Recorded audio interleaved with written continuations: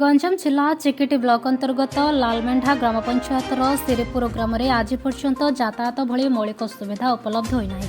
फल ग्रामवासी स्कूल और कॉलेज जाऊा छात्र छात्री माने प्रतिदिन नाना समस्यार सम्मुखीन होती। ग्रामवासी अभियोग अनुसार रास्तार दयनीय अवस्था जो जरूरीकालीन समय आंबुलांस भली अत्यावश्यक सेवा गाँव में पहुंची पारना। एथिपाई रोगी और गर्भवती महिला माने विशेष असुविधार सम्मुखीन होता बेले एथिपाई रोगी और गर्भवती महिला माने विशेष असुविधार सम्मुखीन होथिबार सेमाने कहिसेंती। स्थानीय विधायक और प्रशासन को बारंबार अभियोग करा जायथिले मध्य समस्यार कौनसी स्थायी समाधान होई नथिबार ग्रामवासी मध्य असंतोष देखा।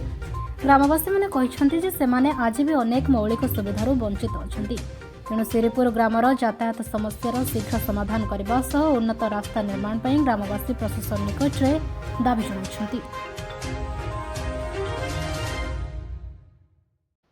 मनु सांतरा सार से जो विधायक होते आमर गाँव को आसते आम गाँव असुविधा देखी आम गाँव सड़क असुविधा देखी सी आमको प्रतिश्रुति देते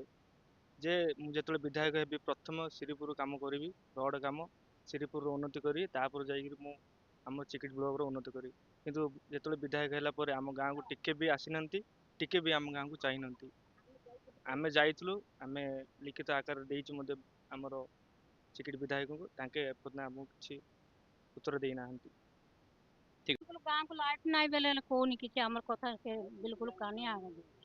सरपंच को ना कि किसी बोलते तो वार्ड मेंबर गाँव को दिन आसवा को नहीं भोट दे देला पर सॉरी तमे किए आमे कहले हाँ हाँ कौन करियो एडा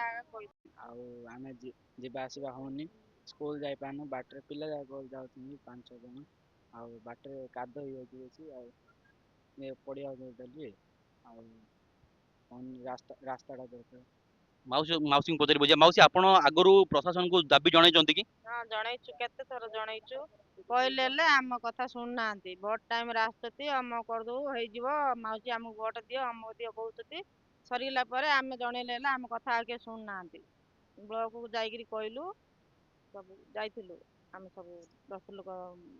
झियो पिला आने साथी तो मौसी आपण कोन कहबे दाबी कोन रहबा आपण